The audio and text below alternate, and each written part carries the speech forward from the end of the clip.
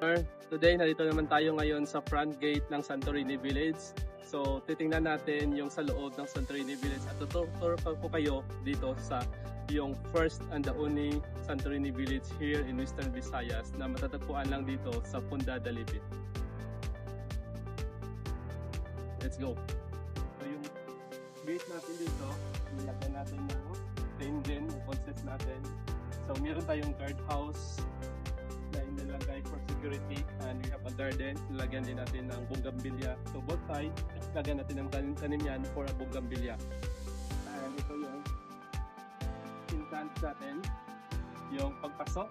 And we develop here in the common parking. Titingnan natin kung may mga bisita kayo, we have a common parking na dinidevelop namin for exclusive for only for the homeowners units of the Santorini. And both sides is our model unit here in Santorini.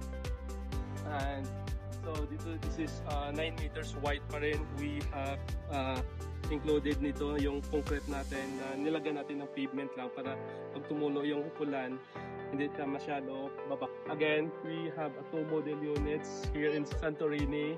Ito na yung American model unit at saka European model unit na ginagawa namin.